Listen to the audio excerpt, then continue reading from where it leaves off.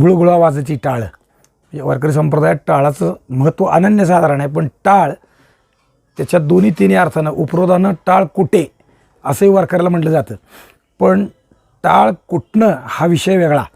म्हणजे कुचंबणा करून किंवा लोकाला नावं ठेवताना म्हणायपुरतं ठीक आहे, पण टाळ वाजवण्यातही काही मर्यादा आहेत. जसं वारकरी नाचती वैष्णव मागे पुढे, म्हणजे रोंबासोंबा आजचा जो नाच आहे तसा वारकऱ्याचा नाच नाही. वारकरी नाचतो, नर्तन करतो, पण त्याला मर्यादा आहे, त्याला प्रतिष्ठा आहे, किंवा आजच्या भाषेत त्याला डिग्निटी आहे. म्हणजे ते नाचणं खेळणंसुद्धा डौलाच आहे, ते नाचणं खेळणंसुद्धा देवाचं आहे, असा भाव आहे. तसं टाळाच्या बाबतीतसुद्धा टाळ वाजवावा कसा हाचही विषय महत्त्वाचा आहे. म्हणजे गुळगुळा वाजायचा, त्याचा नादसुद्धा घोळून घोळून असलेला आणि कानाला मधुर असणारा असा असावा, अशा पद्धतीचा आहे. आणि टाळाचा विचार करायचा म्हटलं तर टाळात अनेक गोष्टींचा विचार करता येण्यासारखा आहे. टाळ हे प्राचीन काळापासून भारतीय संगीतातलं आणि भक्ती क्षेत्रातलं अनन्यसाधारण असं महत्त्वाचं साधन आहे. भक्ती करीत असताना स्वस्वर भक्ती करावी, या पद्धतीत भगवंताचं चिंतन करीत असताना त्यालाही गोडवा असला पाहिजे, म्हणून टाळाचं महत्त्व त्या हिशोबानं केलेलं आहे. मग टाळ कशाचा असावा? आता काळमानाप्रमाणे प्रत्येक गोष्टीत बदल होतात. आपल्या आपल्या आवडीप्रमाणे टाळाचा आकार लहान मोठा असू शकतो. महिलांच्या भजनाचा टाळ लहान असतो, कारण महिलांना लहान आवडतो. तसं पुरुषाच्या भजनाचा टाळ हा शक्यतो मोठा आहे. म्हणजे आजच्या परिभाषेत 600-700 ग्रॅमपर्यंतची टाळाची जोडी ही पुरुषाच्या भजनाला वापरली जाते. मी मोठे पण टाळ सुमारे 1 किलोचा एक टाळ असा टाळही भजनाला वापरलेले पाहिलेले आहेत. देहूकरांच्या फडावर काही ठिकाणी एवढे मोठे टाळ आहेत. तुकोबरायांच्या देहूत दगडाचे पण टाळ आहेत. काही जोड आपण पाहिला असेल तर लक्षात येईल.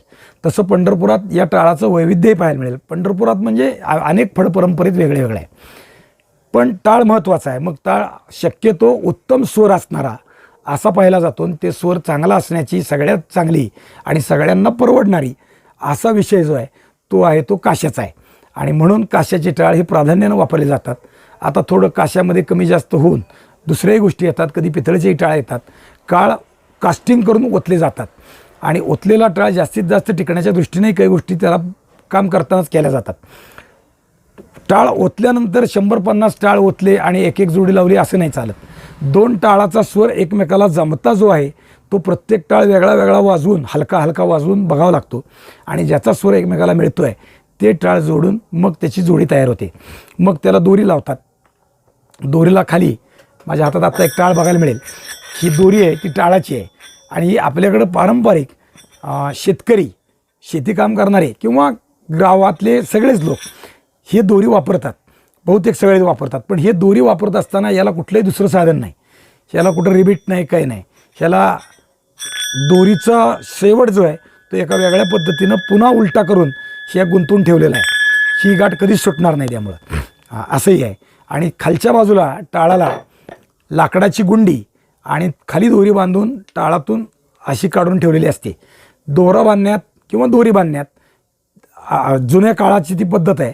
नव्या काळात इथं मात्र दोरीच्या जागेवर आता खिळे आले आहेत. पण अजून पारंपरिक लोक किंवा जुने लोक किंवा स्वरज्ञान चांगलं असणारे लोक टाळाचं प्राधान्य देताना दोरीलाच प्राधान्य देतात, कारण खिळ्यानं टाळाच्या स्वरात फरक पडतो म्हणून तोच वापरतात. आणि बहुतेक काशाचाच टाळ त्या पद्धतीनं वापरला जातो. तर लाकडाची गुंडी आता त्या जागी प्लॅस्टिकची पण गुंडी आली आहे. म्हणजे तसंही आहे. मग टाळामध्ये अनेक प्रकारे आपल्याला पाहायला मिळतील. त्यातला काशाचा महत्त्वाचा आहे. तसं काही लोक आता पितळेचे परवडण्याच्या दृष्टीनं कासं महाग आहे म्हणून पितळेचे करतात. अजून टाळ चोरलं जाण्याची शक्यता किंवा परवडणं, फडावर टाळ पाहिजे, 1000 टाळ पाहिजेत, आणि एका टाळाची किंमत 1000 आहे, लाख रुपये आत्ता ती परवडतीलच असं नाही. म्हणून काही फडांवर की जिथं जास्त वापर आहे किंवा चोऱ्या होण्याची पण शक्यता आहे. बहुतेक चोरी होत नसते टाळाची, पण शक्यता आहे असा जे विचार आहे त्यामध्ये लोखंडाचेही टाळ वसलेले आहेत. वास्करांच्या फडावर, आजरेकरांच्या फडावर किंवा अजून काही 2-3 ठिकाणी लोखंडाची टाळ तुम्हाला पाहायला मिळतील. आणि एक टाळ चांगला मोठा एवढ्या आकाराचा आहे. असंच पंढरपुरामध्ये विठ्ठल मंदिरात विठोबाच्या समोर कीर्तन करण्याची, विठोबाच्या समोर नित्य भजन करण्याची ज्यांची परंपरा आहे, असं जे सेवाधारी घर आहे हरदासांचं, त्यांच्याकडे मात्र देवासाठी जे उत्तम आहे ते वापरावं या भावानं चांदीचा टाळ आहे.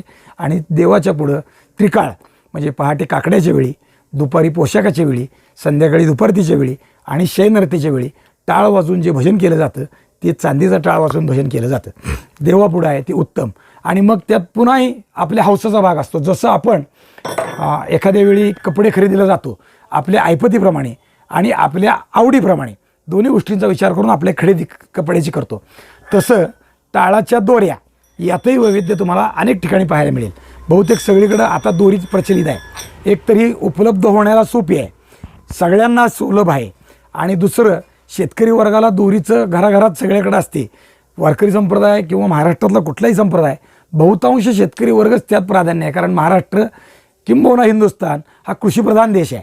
80% लोकसंख्या आमची कृषीवर आधारित आहे. त्यामुळं दोरी हे प्रत्येकाच्या जीवनातलं एक महत्त्वाचं अंग आहे.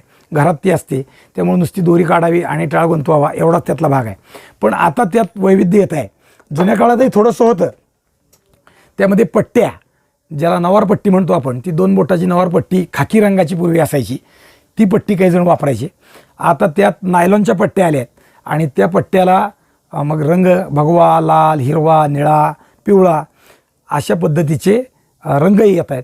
ते ओळखायला सोपं जातं. पिवळ्या पट्टीची टाळ माझ्याकडचे आहेत, लाल पट्टीचे तुमच्याकडचे आहेत असंही असतं. पण आता ते वैविध्य यायला लागले. पण जुन्या काळी अजून एक त्यातला हौसाचा प्रकार असायचा की जे आत्ता मी दोरी दाखवतो आहे, ही टाळही आहे, हा सिल्वरचा टाळ आहे. म्हणजे राणीसाहेब सिल्वर ज्याला म्हणतात, तो आम्ही घरात जेव्हा स्वतः भजन करतो, म्हणजे देवापुढं असेल किंवा कोणाच्या उत्सवाला भजनाला गेलो तर टाळ आपला आपण स्वतः घेऊन जायचा. हां, जसं शिवाजी महाराजांच्या लष्करामध्ये शिलेदार आणि बारगीर हे 2 प्रकार आहेत. बारगीर म्हणजे सरकारी घोडा आणि सरकारी हत्यार आणि पगारी नोकर असणारा, आणि शिलेदार म्हणजे घोडा स्वतःचं, हत्यार स्वतःचं, पण बिनपगारी असलेला सरकारी अधिकारी किंवा नोकर असं म्हणू आपण. नोकर म्हणजे पैसे देण्याचा नाही, शिलेदार म्हणजे हौसनं स्वराज्यासाठी काम करणारा. तसं वारकरी संप्रदायात शिलेदार आणि बारगीर असा प्रकार पण आहे असं म्हणता येईल. कारण अनेक फडावर टाळकऱ्याचे टाळ स्वतःचे आहेत, फडाच्या मालकीची टाळ कमी. टाळकऱ्यांनी यायचं, भजन करायचं, मालकाला काही त्रास नाही. टाळकऱ्यांनी येताना खांद्यावर टाळ राखूनच घेऊन यायचं, कीर्तनाला उभं राहायचं, टाळ राखून घेऊन यायचं आपला टाळसुद्धा, म्हणजे सार्वजनिक विषयातला नाही.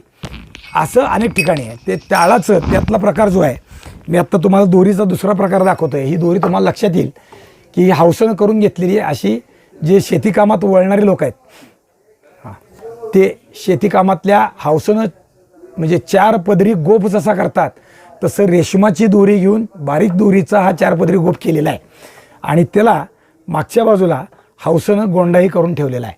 म्हणजे हे टाळ घेऊन वाजवणं हे त्याही विषय नाही. हा टाळही मगाशी मी काशाचा दाखवला तसा हा टाळ सिल्वरचा आहे. म्हणजे हौसनं करायचा भाग, नादाचाही भाग मगाच्या आता यात फरक तुम्हाला लक्षात येईल असा आहे. संप्रदायात या अनेक अर्थाने टाळाचा विचार तसा केलेला आहे. आणि टाळ हे संप्रदायाच्या हिशोबाने वारकऱ्यांचं दैवत आहे. जेवढं महत्त्व पांडुरंगाला आहे, जेवढं महत्त्व विण्याला आहे, जेवढं महत्त्व गाथेला आहे, जेवढं महत्त्व ज्ञानेश्वरीला आहे, ही कुठलीही वस्तू खाली ठेवायची नाही.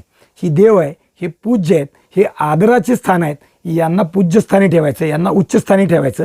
आणि म्हणून उच्चस्थानी ठेवताना भजन कीर्तन जेव्हा सुरू होतं तेव्हा अनेक फडपरंपरेत पंढरपुरात किंवा अनेक ठिकाणी टाळ कधीही खाली ठेवला जात नाही. टाळ ठेवताना लोक येतील, टाळ घेतील असा जो भाग आहे त्यांच्यासाठी खाली गादी स्वतंत्र टाळाची म्हणून ठेवलेली असते आणि त्या गादीवरच टाळ ठेवले जातात.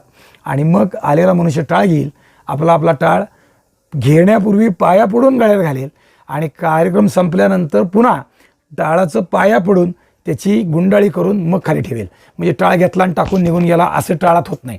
म्हणजे त्याचा मान जेवढ्या विण्याची प्रतिष्ठा सांभाळतो तेवढी टाळाची, त्या गादीला पायसुद्धा लावू देत नाहीत. हिंडता फिरताना जर मध्ये गादी असेल तर नाही.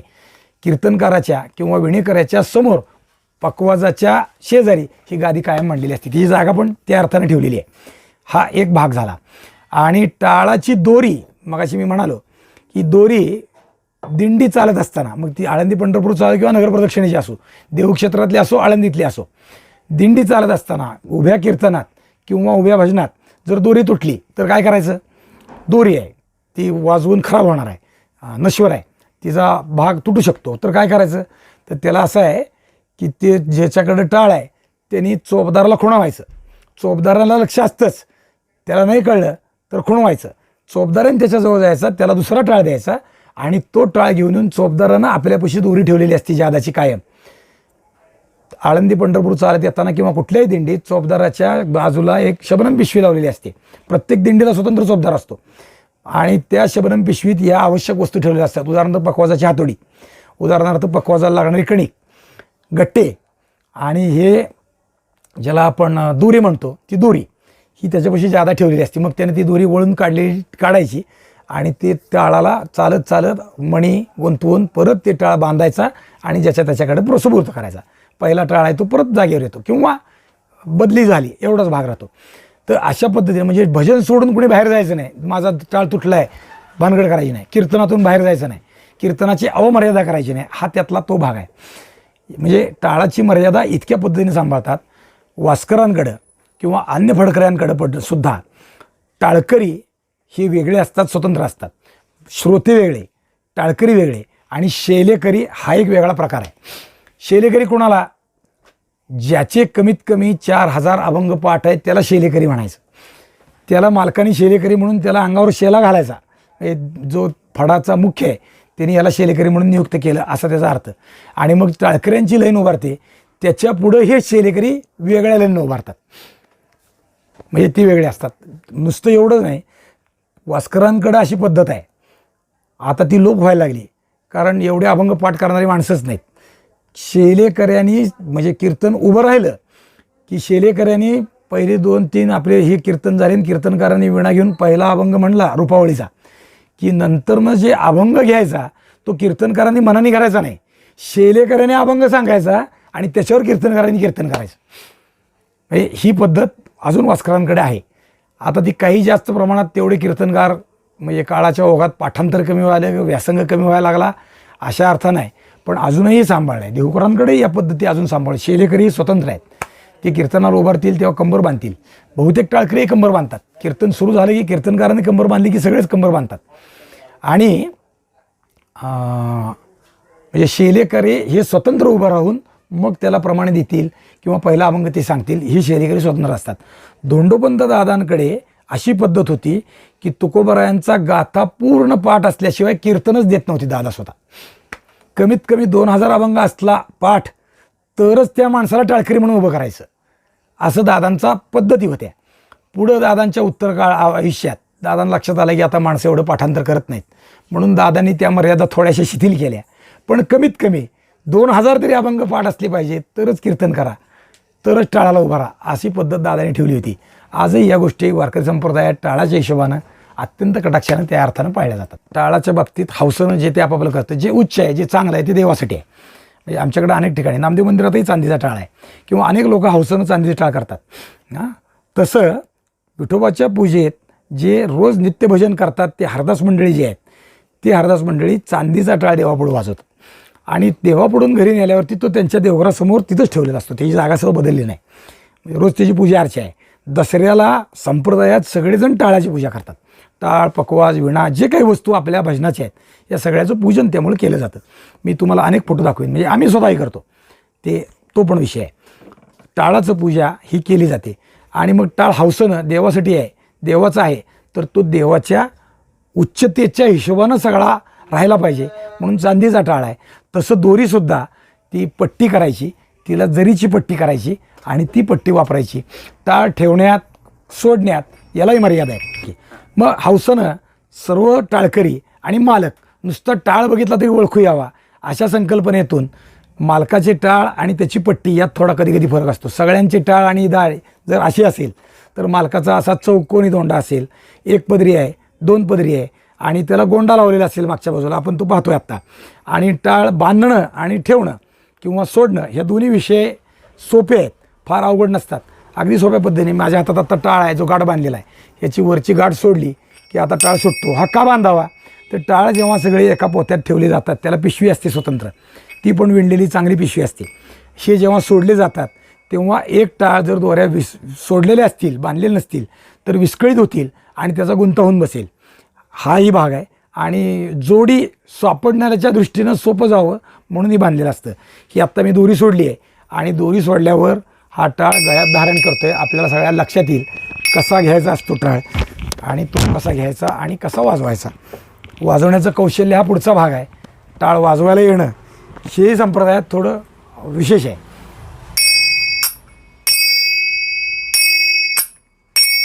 हे जे नावं उपनावं आहेत ते जास्त अजून स्वरातले लोक आहेत ते सांगतील. जेव्हा परत टाळ ठेवतो आपण तेव्हा परत तो सोडायचा आहे आणि पुन्हा अशी दोरी धरून